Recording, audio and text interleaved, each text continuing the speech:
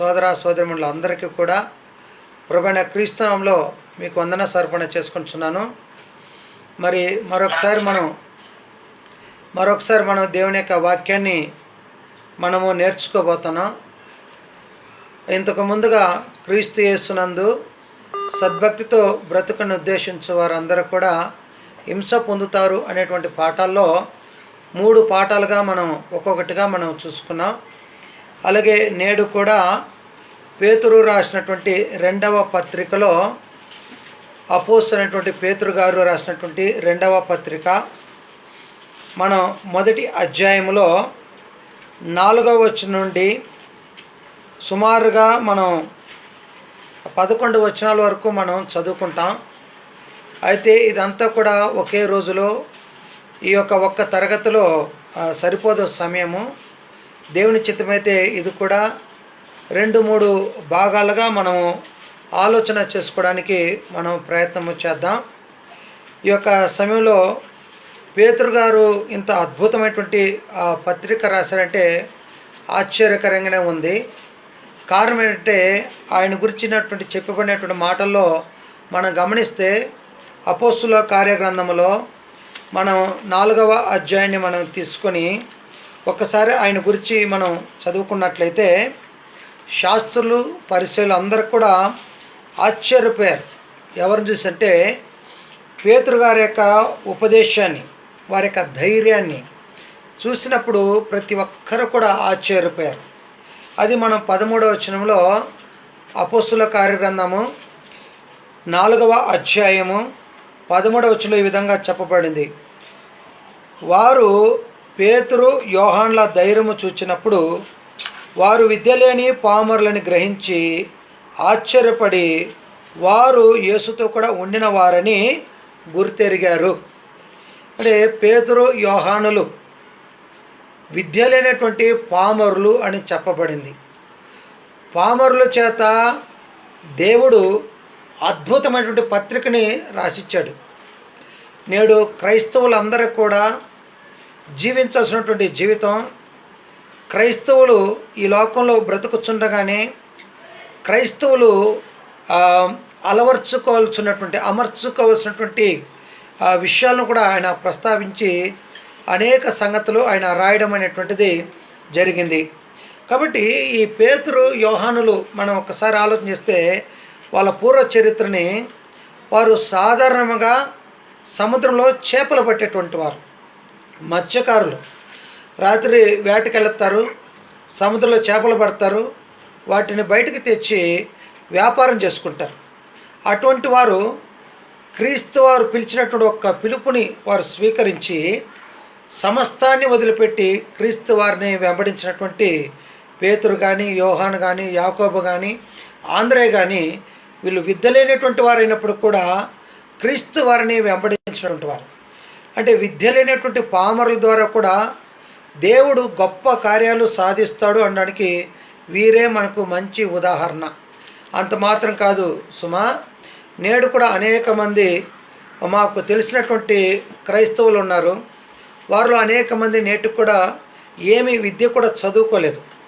వారు విద్య లేనటువంటి వారు కూడా అయినప్పటికీ దేవుని యొక్క వాక్యాన్ని చక్కగా వారు బోధిస్తూ ఉన్నారు. ధైర్యంగా, ఎటువంటి రీతిగా ఫుల్పిట్ పైన ఫీలింగ్, భయం అనేటువంటిది లేకుండా ధైర్యంగా వాక్యాన్ని వారు బోధ చేస్తూ ఉన్నారంటే దాని అంతటిని కూడా మనం ఎంతో మెచ్చుకోదగినటువంటిది.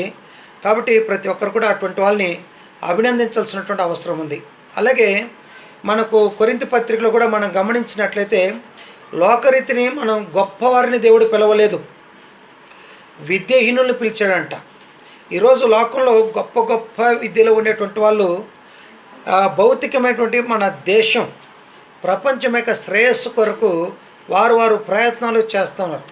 మంచి విద్య నేర్చుకునేటువంటి వాళ్ళు ఇస్రో అనేటువంటి దాంట్లో రాకెట్లో అంటే రాకెట్ని మనం అంతరిక్షాన్ని పంపించడానికి ప్రయత్నాలు చేస్తూ ఉన్నారు. అలాగే మంచి విద్య కలిగినటువంటి వాళ్ళు డాక్టర్స్ ఉన్నారు. మంచి విద్య ఉన్నటువంటి వాళ్ళు ఉన్నతమైన స్థాయిలో ప్రపంచంలో మంచి స్థితిలో ఉన్నారు. అయితే ఇక్కడ దేవుని యొక్క వాక్యం ప్రకటించేటువంటి వాళ్ళని ఒకసారి మనం గమనిస్తే లోకంలో గొప్ప ఇంటి వారిని పిలవలేదు. అలాగే లోకంలో ఉన్నటువంటి విద్యావంతులను దేవుడు పిలవలేదు.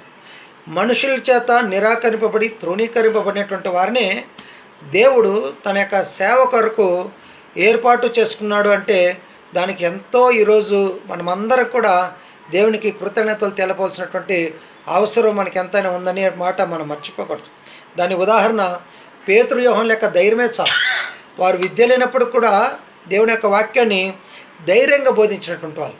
అటువంటి పేతురు గారు 2వ పత్రిక రాస్తూ క్రైస్తవులు అమర్చుకోవలసినటువంటి గుణలక్షణములు లేక క్రైస్తవులు ధరించుకున్నటువంటి గుణలక్షణాల గురించి స్పష్టంగా చాలా చక్కగా అనుభవపూర్వకంగా రాసినటువంటి వాడు ఈ పేతురు గారు. మనం పేతురు రాసినటువంటి 2వ పత్రికలో రెండవ పత్రిక 1వ అధ్యాయంలో జాగ్రత్తగా మనం గమనించుకున్నట్లయితే 4వ వచనాన్ని మనము ఆలోచన చేస్తాం. అక్కడ ఒకసారి మీరు గమనించండి. 4వ వచనములో ఆ మహిమ గుణాతిశయమును బట్టి ఆయన మనకు అమూల్యమును అత్యధికమైన వాగ్దానములను అనుగ్రహించి ఉన్నాడు. ఏం చేశాడంట? మనకు తన మహిమ గుణాతిశయమును బట్టి ఆయన మనకు అమూల్యమును అత్యధికమునైన వాగ్దానములను అనుగ్రహించి ఉన్నాడు. ఏం చేస్తాడంట? ఆయన అత్యధికమైనటువంటి వాగ్దానాలని దేవుడు క్రైస్తవుని నేడు మనకు ఆయన అనుగ్రహించి ఉన్నాడు. ఈ వాగ్దానం మూలముగా అంటే ఈ వాగ్దానములను అనుగ్రహించినాడు. ఈ వాగ్దానాలు ఒకవేళ తప్పిపోతామేమో జాగ్రత్త అన్నాడు. ఎలాగంటే దురాశను అనుసరించుట వలన లోకమందున్న భ్రష్టత్వము ఈ వాగ్దానం మూలముగా మీరు తప్పించుకొని దేవ స్వభావందు పాలివారగినట్లు దేవుడు వాటిని అనుగ్రహించెను అని చెప్పాడు.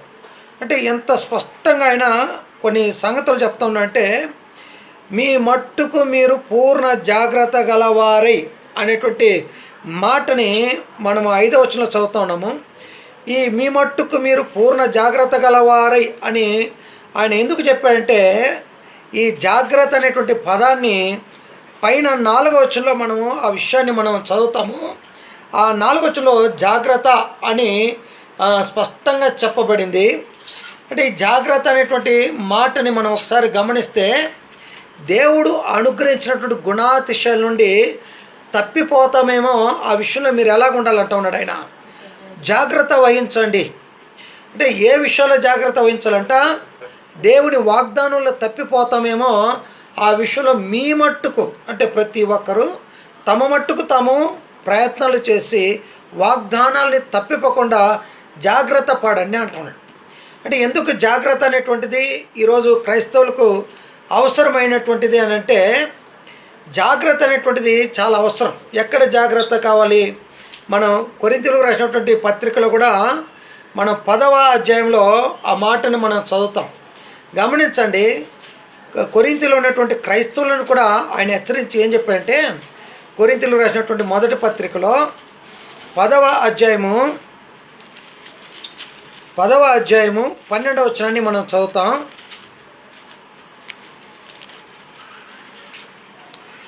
ఇక్కడ అంటూ ఉన్నాడు, తాను నిలుచుచున్నానని తలంచుకొనవాడు పడకుండానట్లు జాగ్రత్త చూసుకోవాలి. అంటే నేను విశ్వాసంలో బలంగా ఉన్నాను, నాకు ఎటువంటి కొదువ లేదు అనేటువంటి ధైర్యాన్ని వహించేటువంటి నీవు ఏమైపోవడానికి అవకాశం ఉందంట? పడిపోకుండా అంటే విశ్వాసం నుండి తొట్టిల్లి పడిపోకుండా జాగ్రత్త పడు అంటున్నాడు.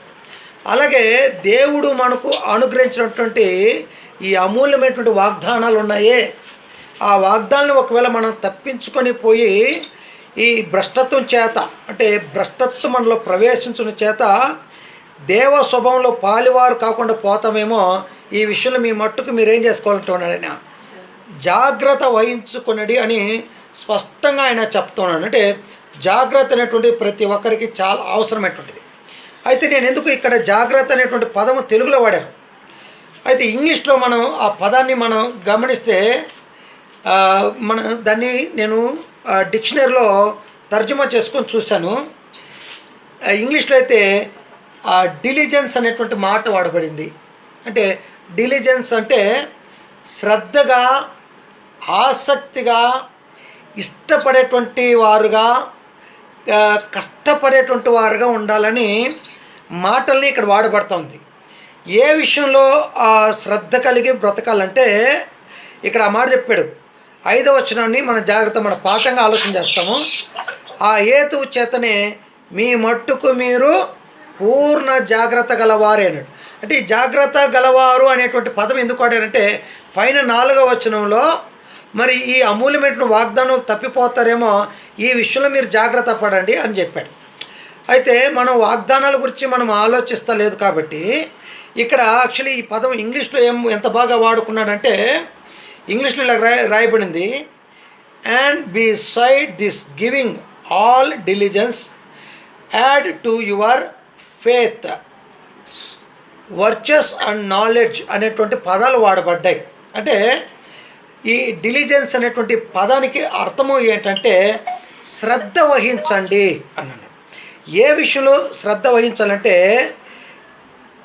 మీరు విశ్వాసమునందు సద్గుణమును, అంటే క్రైస్తవులు నేడు తన జీవితంలో అమర్చుకోవాల్సినటువంటి సంగతుల గురించి చెప్తాం.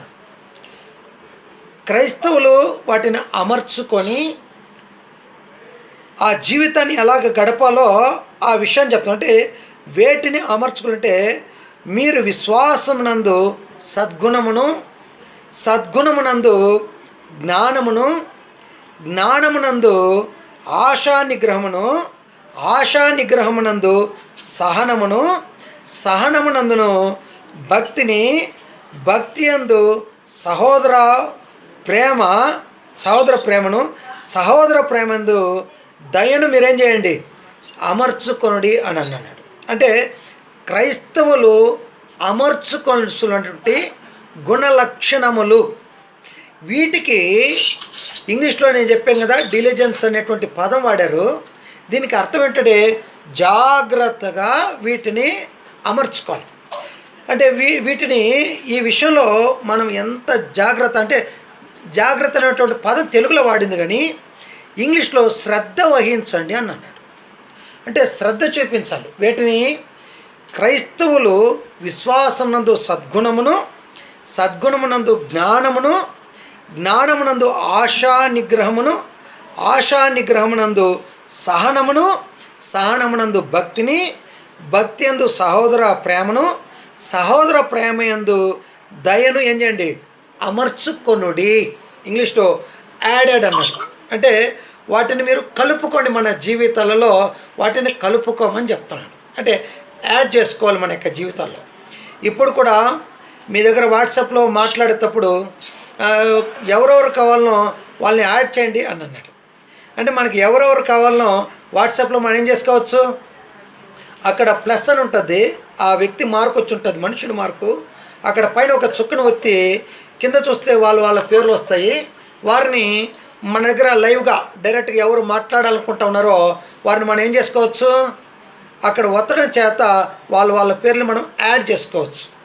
అప్పుడు యాడ్ చేసుకున్నప్పుడు అటువంటి వాళ్ళ దగ్గర మనం ఏం చేసేవచ్చు, డైరెక్ట్గా సంభాషణ చేయవచ్చు. అలాగా క్రైస్తవ యొక్క జీవితంలో తను అమర్చుకోవాలి. కేవలము క్రైస్తవుడు అయినంత మాత్రాన క్రైస్తవునికి ప్రయోజనం లేదు. కానీ క్రైస్తవుని యొక్క జీవితంలో తాను ఈ గుణలక్షణములను ఏం చేయాలంటే అమర్చుకోవాలి. ఇవి కానీ లేకపోతే మనకి అక్కడ కింద ఆయన ఏం చెప్పంటే ఎవనికి ఇవి లేకపోవనో వాడు తన పూర్వ పాపములకు శుద్ధి కలిగిన సంగతి మర్చిపోయి గుడ్డివాడును, దూరదృష్టి లేనటువంటి వాడు అవుతాడు.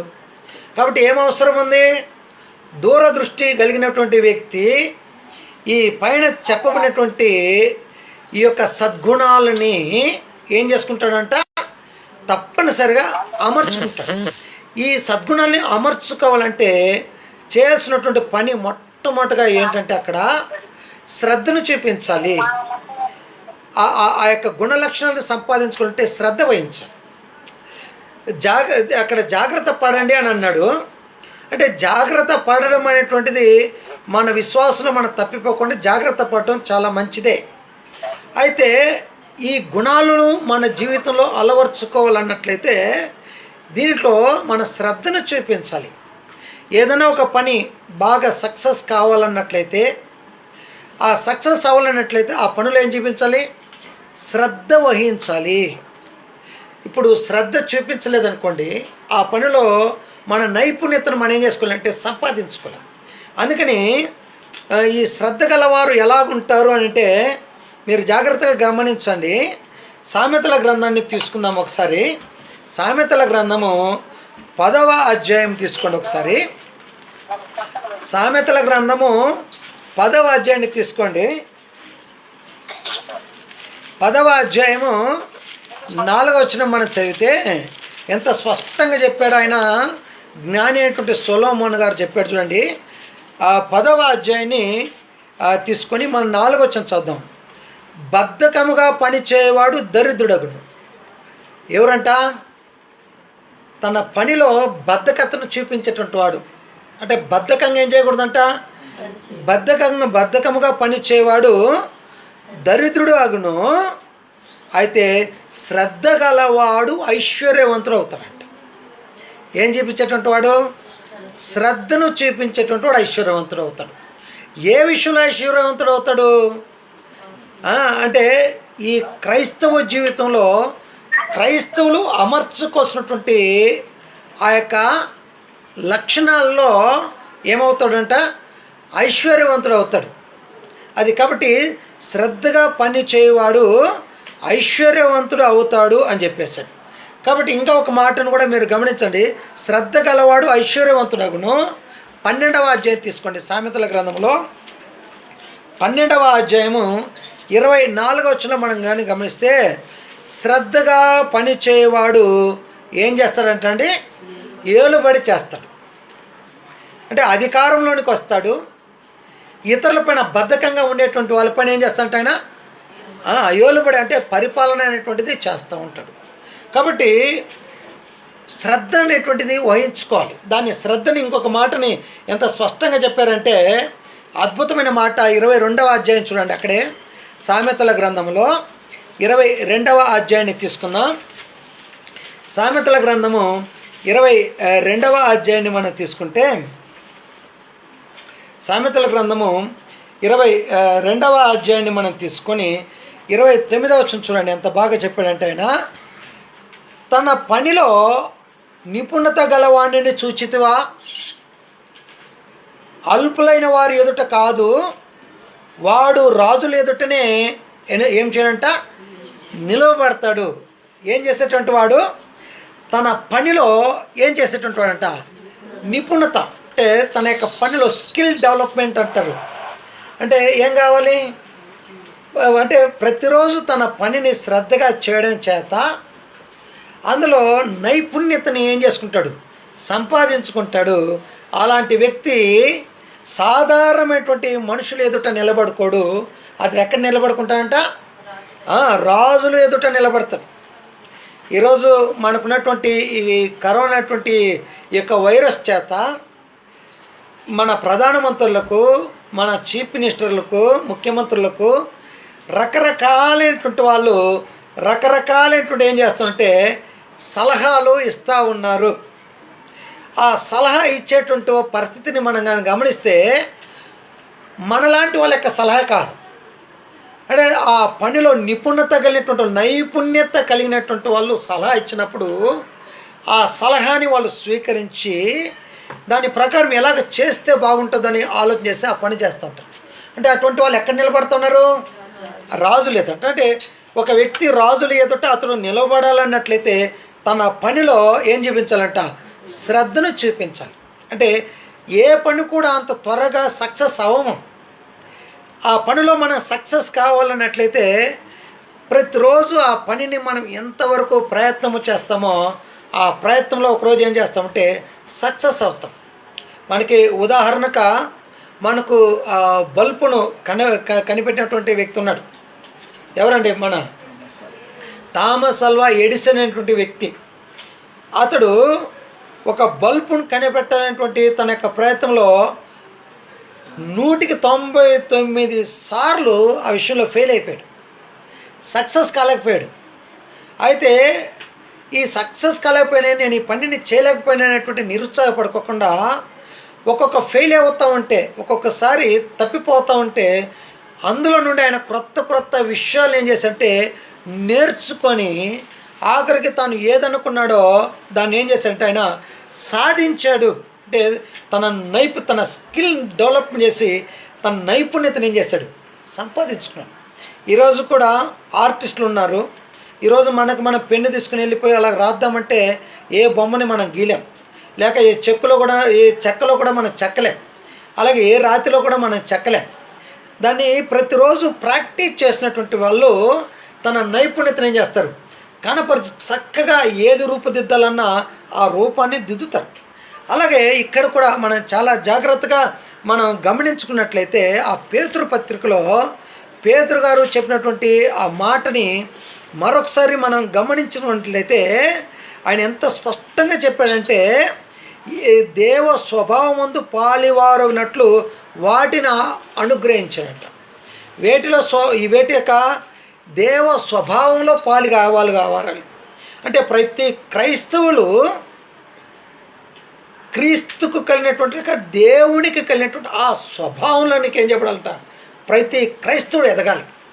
అంటే క్రైస్తవుడు అయినంత మాత్రాన సరిపోదు, క్రీస్తును నేను ధరించుకున్నాను అన్నంత మాత్రాన సరిపోదు. అంటే దేవుడు ఎటువంటి వాడో, ఆయన స్వభావ లక్షణాలు ఎటువంటివో, ఆ దేవ స్వభావం మనం కూడా ఏం కావాలంట, వీఆర్ పార్ట్ టేకర్స్ అనేటువంటి పదం అడిగారు. అంటే మనము కూడా దేవ స్వభావం పాలివారగినట్లు దేవుడు వాటిని మనకు ఏం చేశాడంట, అనుగ్రహించాడు. కాబట్టి ఆ విషయంలో ఏం చేపట్టాలంట, మనం చాలా శ్రద్ధను చూపించాలి. అంటే దేవుని యొక్క స్వభావము ఎటువంటిదని ఒక్కసారి మనం కానీ ఆలోచించుకున్నట్లయితే దాన్ని అంటున్నారు డివైన్ ఇన్ నేచర్ అన్నారు. అంటే దేవ స్వభావము అనేటువంటిది దేవుడు ఎటువంటి వాడంట. 2 పేజీలు మనం వెనక్కి తీసుకున్నట్లయితే దేవుని యొక్క స్వభావం ఎటువంటిదో ఒకసారి చూడండి. తిమోతి పత్రికలో ఆయన స్పష్టంగా ఏం చెప్పాడంటే, తిమోతి పత్రిక 2వ అధ్యాయము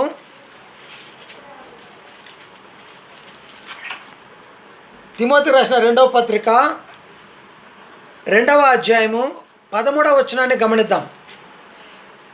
మనము నమ్మదగని వారమైనను, ఎవరంటండి మనం, నమ్మదగని వారమైనను. ఆ కింద ఫుట్ నోట్లో ఏం చేశారంటే, కింద మీరు చూడండి, మనము దేవుని నమ్మకపోయినను అనే పదం ఆడారు. అలాగా మనము నమ్మదగిన వారమైనను ఆయన నమ్మదగిన వాడుగా ఉండును. ఆయన తన స్వభావమునకు విరోధముగా ఏదియూ చేయలేడు. ఈ కెనాట్ డినై హిమ్సెల్ఫ్. అంటే ఆయన తన స్వభావానికి విరోధముగా దేవుడు ఏది ఏం చేయడంట, చేయలేడంటే దేవుడు తన స్వభావానికి విరోధముగా ఏమీ చేయడు. అంటే దేవుని యొక్క స్వభావము ఎన్నడూ ఎప్పుడు ఏ సమయంలో కూడా ఏం చేయబడదండి, మారనటువంటి స్వభావం. అయితే మానవులైనటువంటి మనమైతే మన స్వభావాన్ని మనం ఏం చేసుకుంటాం, నేను కానట్టుగా బ్రతుకుతాను. కొన్నిసార్లు నేను కాదే చెప్పింది, నేను కాదే మాట్లాడినటువంటిది, నేను అనలేదే, నేను చెప్పలేదే అని ఇదే నోటుకుండా అన్నటువంటి మనం, నేను అనలేదనేటువంటి మాటని ఇదే నోటుకుండా మనం చేస్తాం, మాట్లాడతాం. చూడండి, అంటే ఆ సమయంలో మనం తప్పించుకోవడానికి నేను కానట్టుగా నేను వ్యవహరిస్తాను. కానీ దేవుడైతే ఏ సమయంలో ఎంత క్లిష్ట పరిస్థితులు వచ్చినప్పుడు కూడా తాను దేవుడు కానట్టుగా వ్యవహరించడు. అదే అంత స్పష్టంగా ఆయన పౌలు గారు తిమోతికి చెప్తున్నాడు. ఆయన తన స్వభావమునకు విరోధముగా ఏది కూడా ఏం చేయడంట, చేయలేడు. ఆయన స్వభావము ఎటువంటిది అంటే ఆయన గురించి స్పష్టంగా చెప్పబడింది. దేవుడు పరిశుద్ధుడు, సత్యస్వరూపైనటువంటి వాడు. ఇంకా ఆయన ఏం చెప్పంటే తీతు పత్రికలో దేవుడు అబద్ధము ఆడనేరన్నటువంటి వాడు, దేవుడు అబద్ధమును ఆడేటువంటి వాడు కాదు. కాబట్టి దేవుడు అబద్ధం ఆడు కాబట్టి క్రైస్తవులైనటువంటి మనం, క్రీస్తును ధరించుకున్నటువంటి మనం, మన స్వభావాన్ని మనం ఏం చేసుకోవాలి? మార్చుకోవాలి. ఏ స్వభావం? దేవుని యొక్క స్వభావంలోకి మనం ఏం చెప్పడాలి? మార్చబడాలి అన్నట్లయితే మన దేవుడు అబద్ధం ఆడేటువంటి వాడు కాదు. తన స్వభావానికి విరుద్ధంగా దేవుడు ఏది చేయడు అని అన్నప్పుడు దేవుని బిడ్డలైనటువంటి మనం కూడా మన స్వభావంలో ఏం కలగకూడదు? మార్పు అనేటువంటిది కలగకూడదు. దేవుడు అబద్ధం ఆడరు అన్నట్లయితే దేవుని కుమారుడైనటువంటి నేను, దేవుని కుమార్తె అయినటువంటి నీవు, మనం ఎవరు కూడా ఏం ఆడకూడదండి, అబద్ధం ఆడకూడదు. అంటే ఆ స్వభావంలోకి మనం మార్చిపడాలి. అబద్ధం ఆడకూడదంటే ఈరోజు ఒక్కరోజుతో సరిపోదు. ఈరోజు ఒక్కరోజు నేను అబద్ధాలు ఆడలేదు, ఈరోజు నేను ఏ అబద్ధం మాట్లాడలేదు, ఏ తప్పిదం నేను చేయలేదు అయినంత మాత్రాన ఈరోజు దేవునిలో స్వభావం నువ్వు మార్చబడ్డావని కాదు. ఇక్కడ దీన్ని ఎంతవరకు శ్రద్ధ వహించాలంటే మన జీవిత అంతం వరకు కూడా మన దేవుడు నమ్మదగినటువంటి వాడు. కాబట్టి ఆయన మాట కూడా నమ్మదగినటువంటిది. పౌలు గారు కొరింథీ పత్రికలో 2వ పత్రికలో చెప్పినటువంటి ప్రకారంగా దేవుడు నమ్మదగినటువంటి వాడు, క్రీస్తు కూడా అవునన్న వాడై ఉన్నాడు, ఆయన వాక్యం కూడా అవుననే ఉంది. ఆయన క్రీస్తునందు దేవుడు చేసినటువంటి వాగ్దానాలన్నీ ఎన్ని ఉన్నా కూడా అవన్నీ కూడా అవును అని ఉన్నాయి. అలాగే మేము కూడా మా మాట కూడా ఎలాగుందంటే అవునని మాటై ఉంది అని అన్నాడు. అంటే ఎలాగుండాలంట? దేవుని యొక్క మాటలు అబద్ధము లేనటువంటి కాబట్టి ఆ అబద్ధము లేనటువంటి మాటలు, ఆ స్వభావము ఆయన ఎన్నడూ కూడా మారదు. ఆ స్వభావంలోకి మనల్ని ఏం చేసుకోవాలి? మనం మార్చుకోవాలి. ఈరోజు ఎంతోమంది క్రైస్తవులైనటువంటి వారు క్రైస్తవులని పిలువబడుతూ వాళ్ళు ఏమంటే సో కాల్డ్ క్రైస్తవులని పిలువబడుతుంది. అంటే ఆయా సందర్భాలకి ఊసరు వాళ్ళలాగా రంగు మార్చుకొని మారిపోతూ ఉంటారు. ఆయా సమయాలకి మార్చుకుంటూ ఉంటారు జీవితాలు. అంటే మాట్లాడుంటారు అబద్ధం, నేను మాట్లాడలేదు అంటారు. అబద్ధం చెప్పుంటారు, నేను చెప్పలేదు అనేటువంటి వాదించడానికి ప్రయత్నిస్తారు. అంటే ఖచ్చితంగా ఎదుటి వ్యక్తి దగ్గర మనం ఆర్గ్యుమెంట్ చేయొచ్చునేమో కానీ, ఎదుటి వ్యక్తిని మనం ఒప్పించవచ్చునేమో కానీ, మనం మాట్లాడేటువంటి మాటలు మన దేవునికి తెలుసు. అలాగే మన ఆంతర్యంలో ఉన్నటువంటి మన మనస్సాక్షికి తెలుసు మనం ఈ మాట మాట్లాడామా, మనం మాట్లాడలేదా అనేటువంటిది.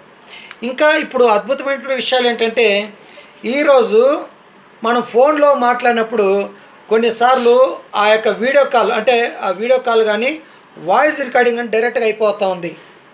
ఆ వాయిస్ రికార్డింగ్ అయినప్పుడు నేను మాట్లాడాను, నేను మాట్లాడలేదని వాదించడానికి అవకాశం లేదు.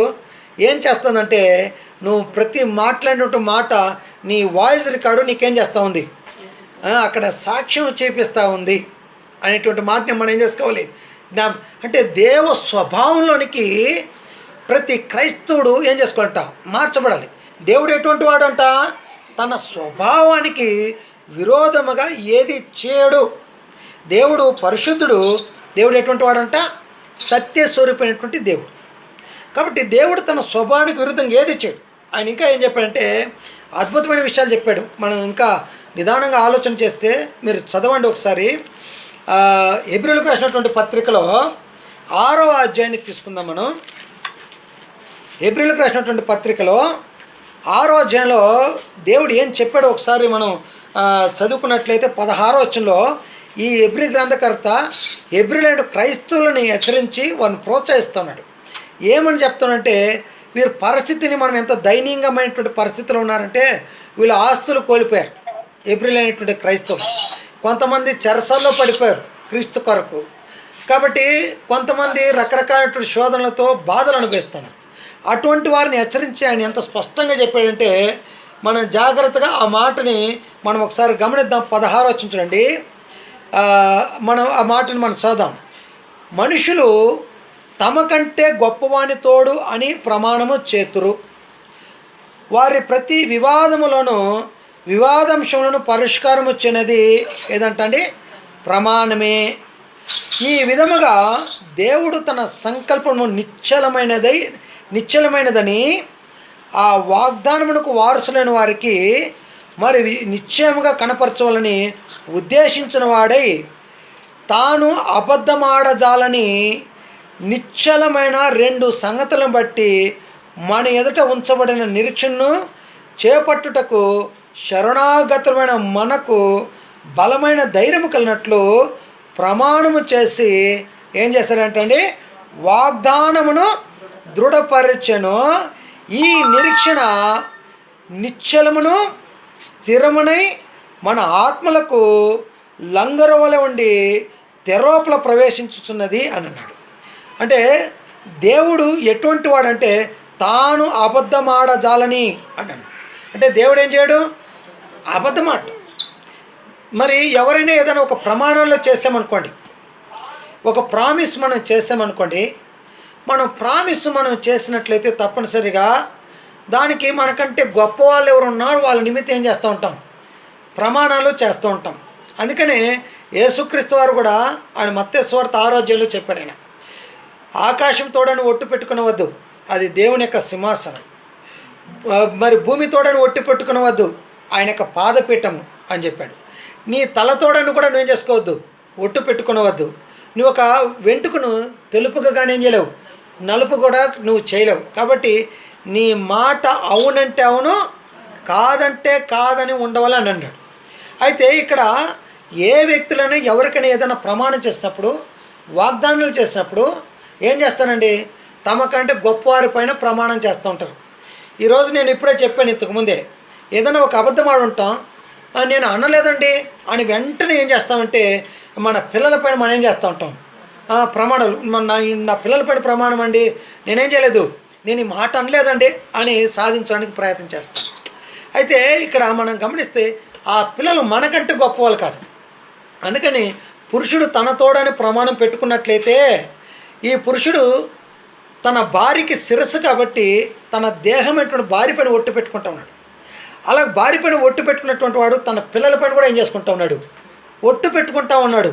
కాబట్టి అంటే తమకంటే గొప్పవారు తోడని ప్రమాణం చేసి ఆ ప్రమాణం నెరవేర్చినప్పుడు ఆ ప్రమాణంలో ఏం చేస్తున్నారు? వాళ్ళు బయటకు వస్తారు. అయితే దేవుడైన యెహోవాకు గొప్పవారు మరి ఇంకెవరు కూడా లేరు.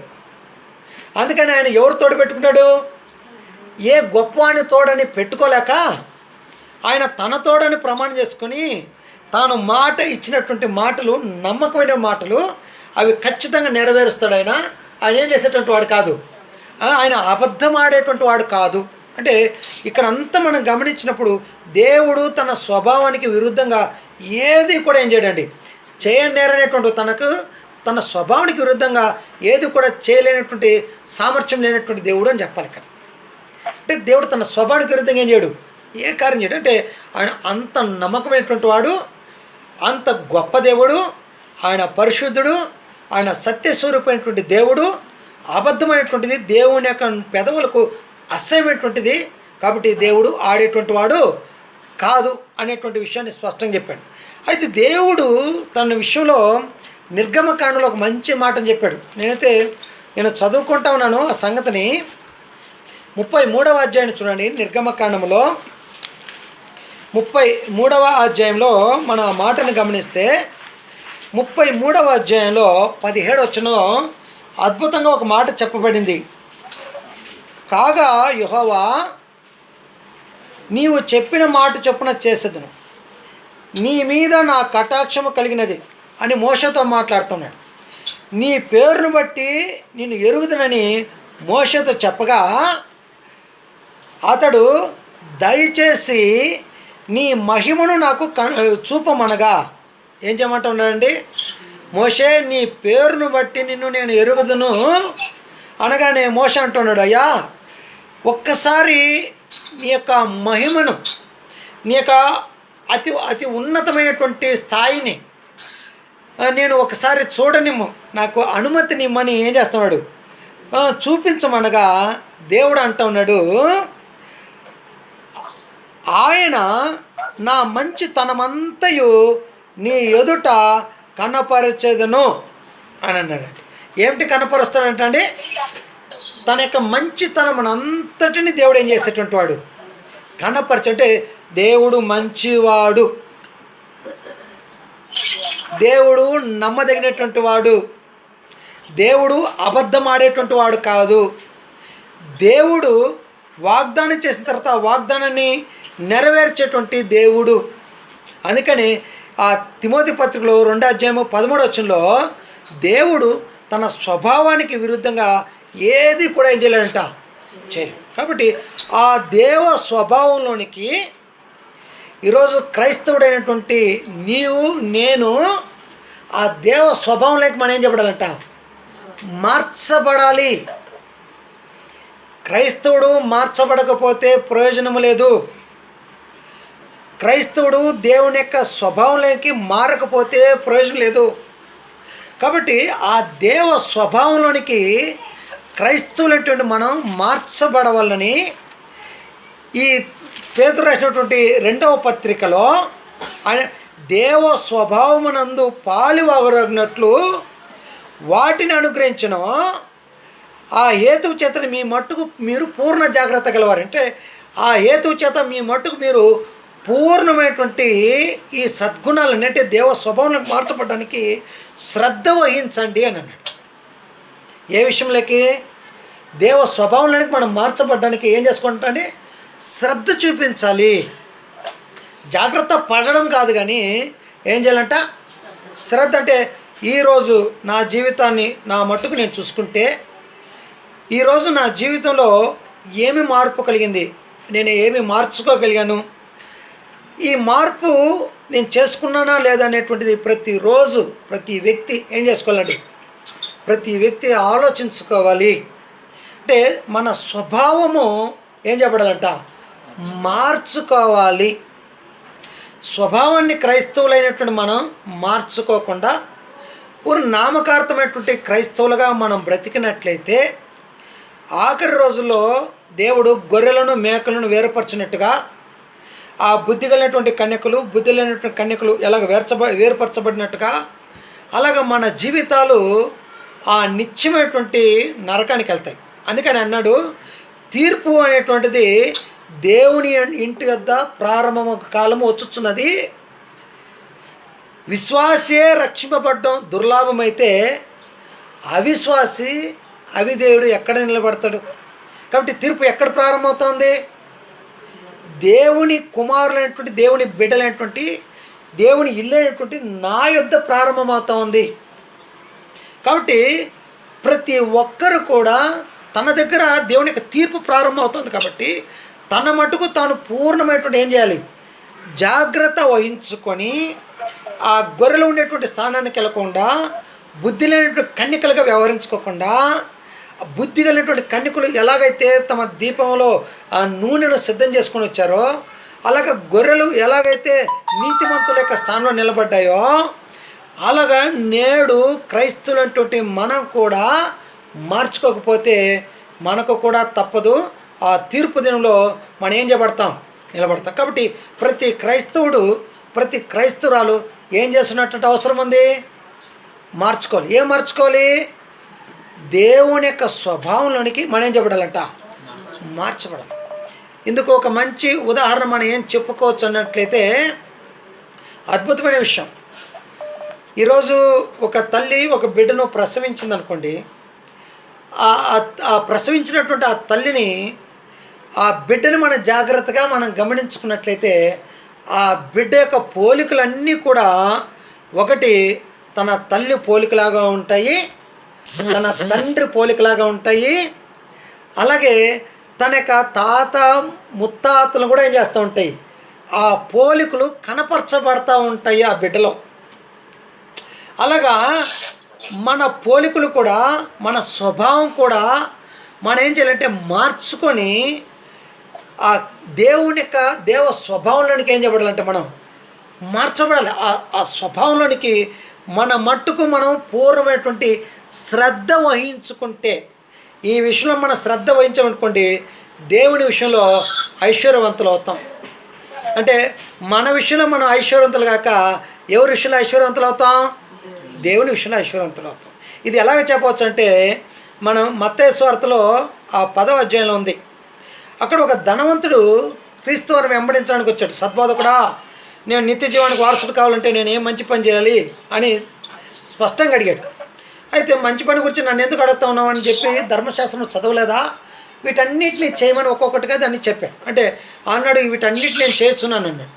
అయితే నీకు ఒకటి కొదువుగా ఉంది, ముందు నీ ఆస్తిని అమ్మి పేదలకు ఇచ్చి నువ్వు వచ్చి నన్ను వెంబడించంటే అతడు ఏం చేశాడంట, తన ముఖము చిన్నబుచ్చుకొని అక్కడి నుండి అతడు వెళ్ళిపోయాడు.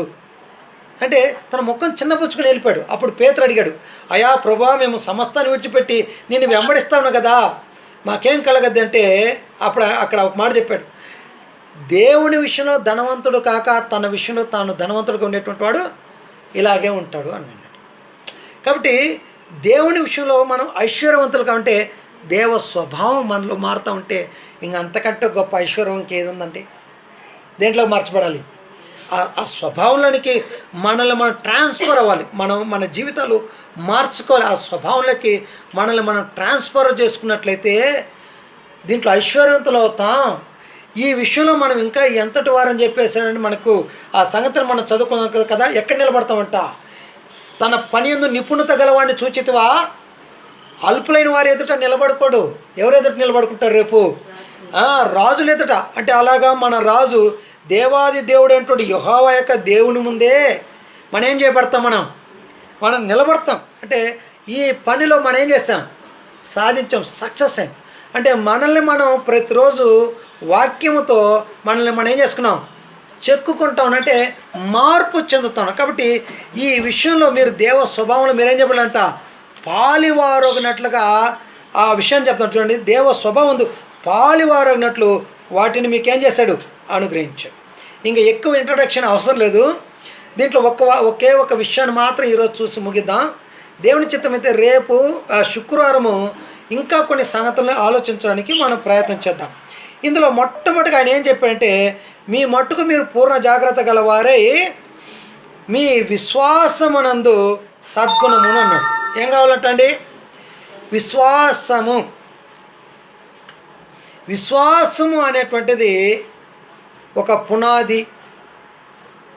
అంటే ఒక బిల్డింగ్, ఒక కన్స్ట్రక్షన్ మనం చేసేటప్పుడు ఆ బిల్డింగ్ కట్టడానికి ఎంత కింద బలమైనటువంటి పునాదిని వేస్తామో అంతగా బిల్డింగ్ని అంత ఎత్తుగా మనం ఏం చేసుకోవచ్చు, కట్టవచ్చు.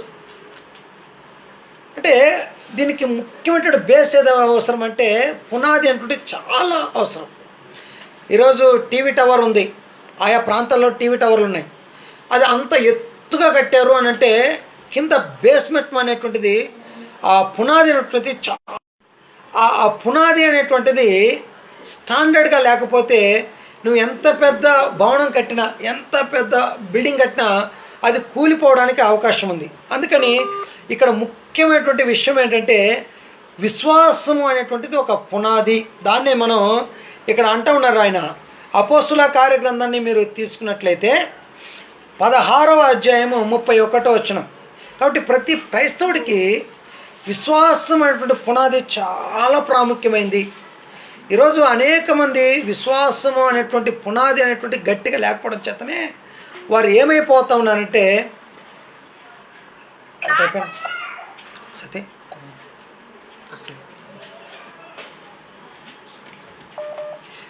విశ్వాసము అనేటువంటి పునాది బలంగా లేకపోవడం చేతనే ఈరోజు అనేక మంది విశ్వాసం ఏం చేయబోతూ ఉన్నారు, తొలగిపోతున్నారు. కాబట్టి విశ్వాసము అనేటువంటిది చాలా అవసరం. దీన్ని అపోస్తల కార్యగ్రంథంలో 16వ అధ్యాయము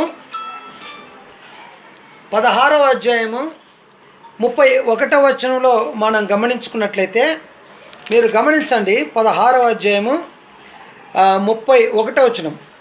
అందుకు వారు ప్రభు అయిన యేసునందు విశ్వాసముంచుము, అప్పుడు నీవును నీ ఇంటి వారును రక్షణ పొందుదురని చెప్పాను.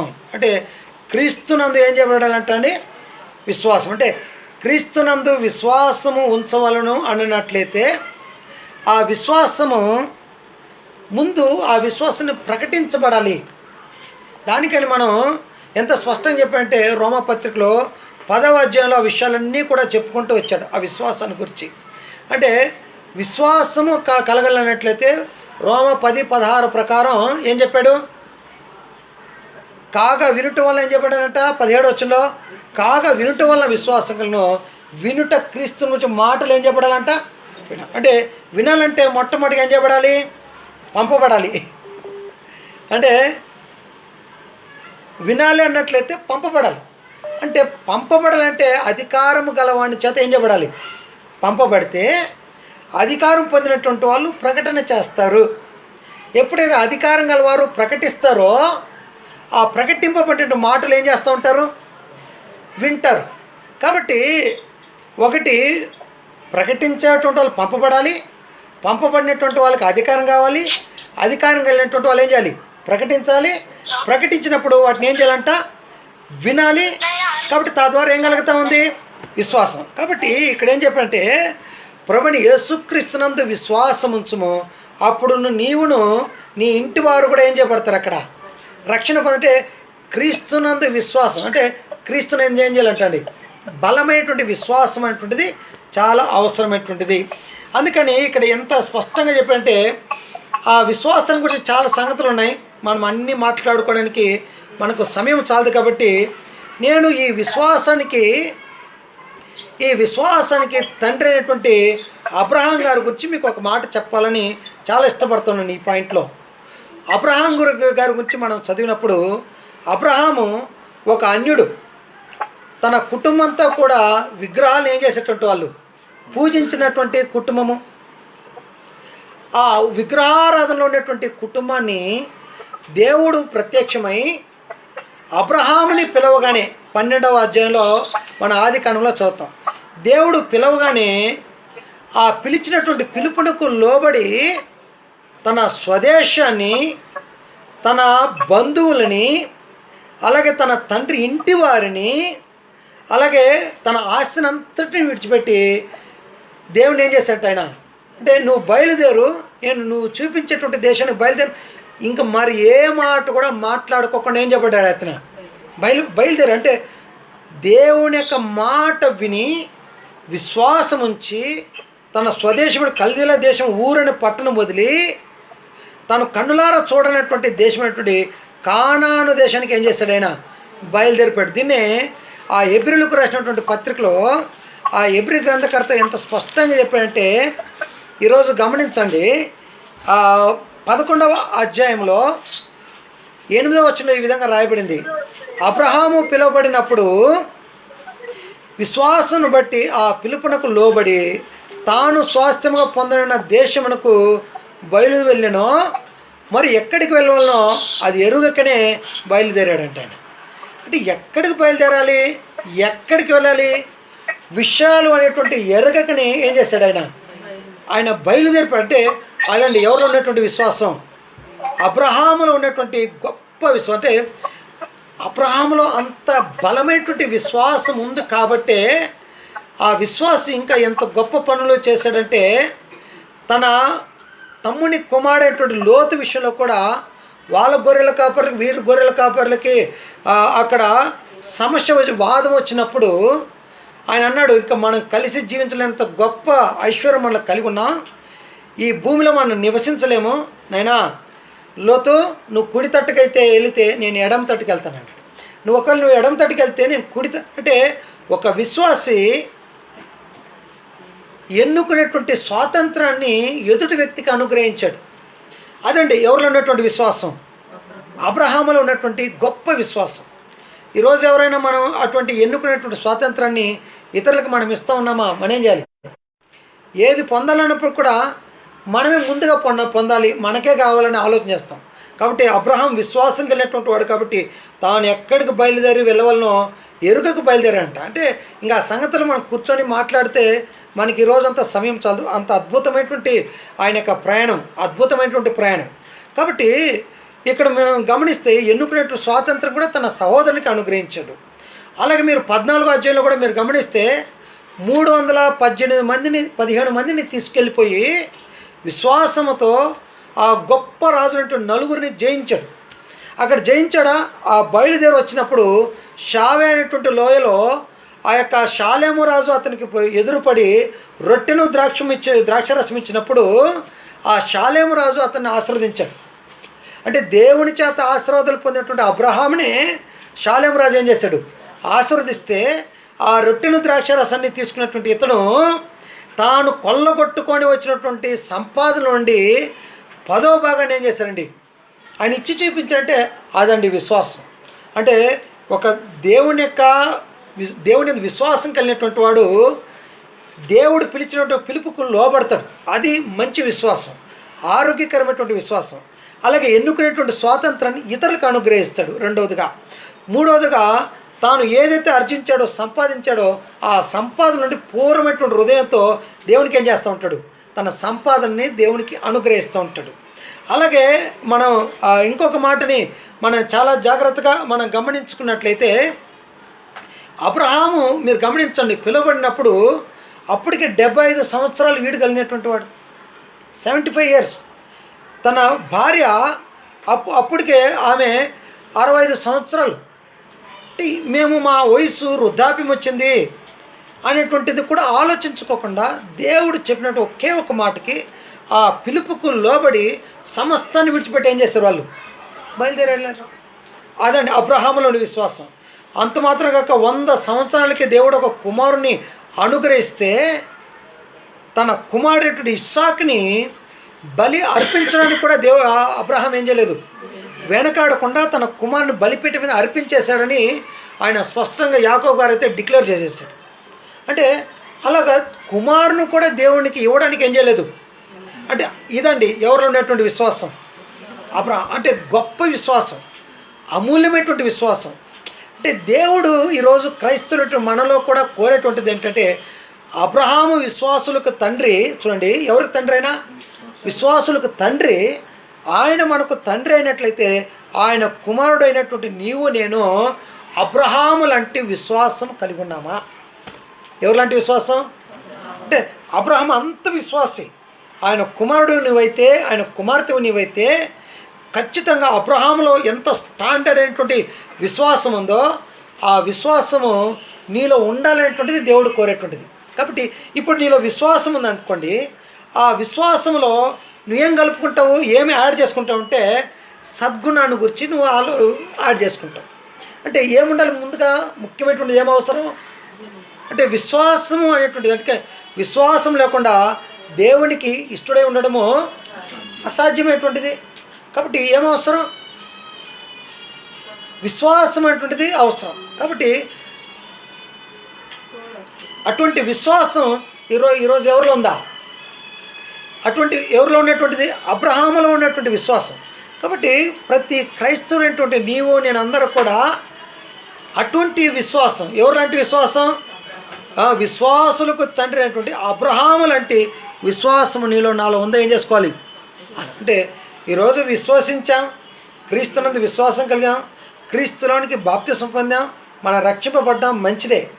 అయితే ఆ విశ్వాసం నువ్వు ఏదైతే ఒప్పుకున్నావో ఆ విశ్వాసం పైన నీ యొక్క విశ్వాసం స్టాండర్డ్గా ఉందా? అటువంటి మంచి విశ్వాసం, ఆరోగ్యకరమైనటువంటి విశ్వాసం నువ్వు కలిగి ఉన్నట్లయితే ఎన్నడూ కూడా ఏ విషయంలో కూడా ఏం చేయడానికి అవకాశం లేదు, తప్పిపోవడానికి అవకాశం లేదు. కానీ నువ్వు స్టాండర్డ్ అయినటువంటి విశ్వాసం నువ్వు కలిగి ఉంటే నీ విశ్వాసం ద్వారా ఇంకా కొన్ని గుణాలను నువ్వేం చేసుకుంటావు, అమర్చుకుంటావు. కాబట్టి మనం దేవుని చిత్తమైతే రేపు శుక్రవారము విశ్వాసమునందు ఏమంటా అండి సద్గుణమును, అంటే సద్గుణము అంటే ఏంటో వర్చస్ అనేటువంటి ఇంగ్లీష్ పదం వాడారు.